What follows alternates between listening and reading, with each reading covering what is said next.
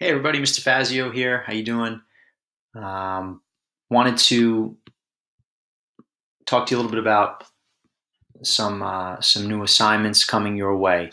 So my plan is to take you through a few things through these screencasts and kind of like digital lectures.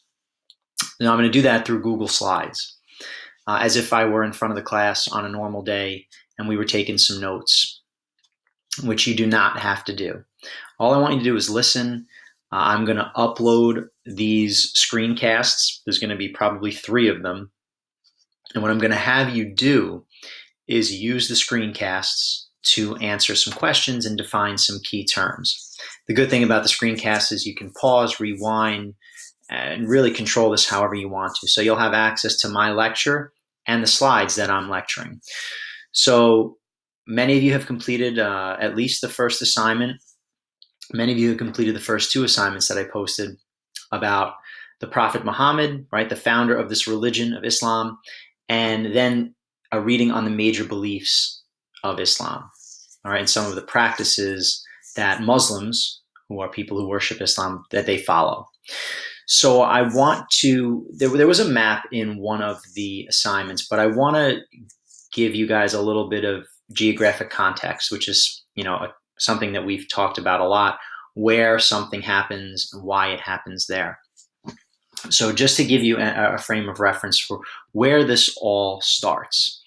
All right. So we're looking first. I want to call your attention to the globe right here. I'm going to spotlight it for you. Now you're going to see a few different continents here. We have Africa here.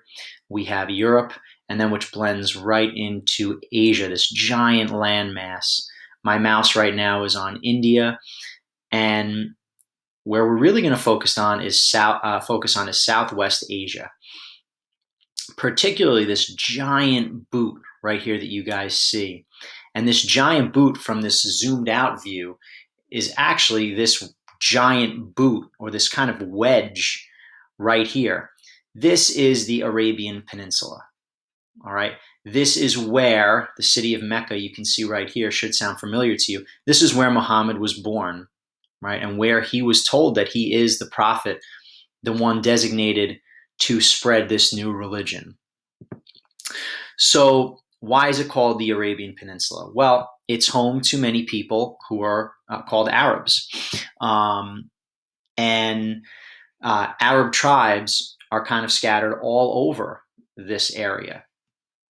Now, this peninsula, which is, we know a peninsula surrounded on 3 sides by water. You have the Red Sea here, the Arabian Sea, the Persian Gulf. Okay.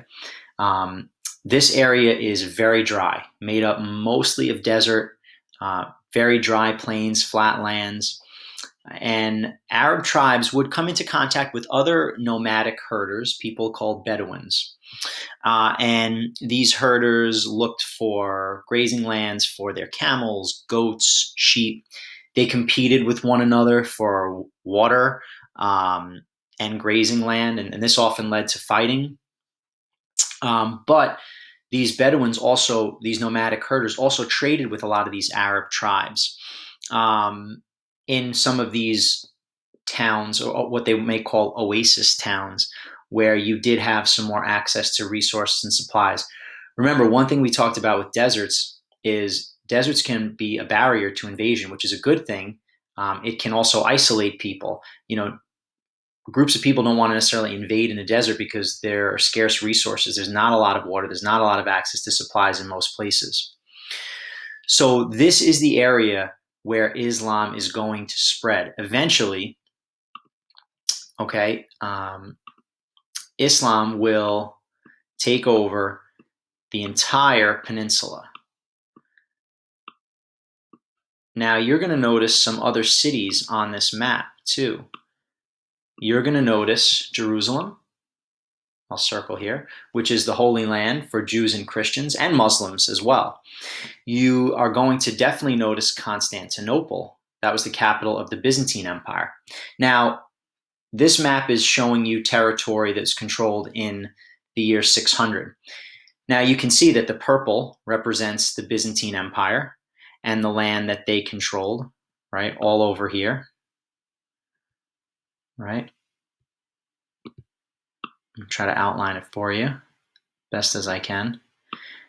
And you are also going to see that the Persians also control quite a bit of territory, the Persian Empire. But what's going to happen is eventually, let me go back to my red, Islam is going to spread to these areas. Okay. And the next few series of screencasts will talk about how and why that happens. But I really just wanted to give you guys an idea of where we're talking about, where this starts. Okay. And where we're going next is that the Muslims in this area, who are also Arab, are going to create an empire in Southwest Asia. They are going to spread Islamic religion, and they're going to conquer new territories and bring them under their control. So you can look for, guys, a couple more screencasts coming your way. But this one really wanted to focus on just the geography of this area, Arabia, the people that were there, and just review a few things to help you out. All right.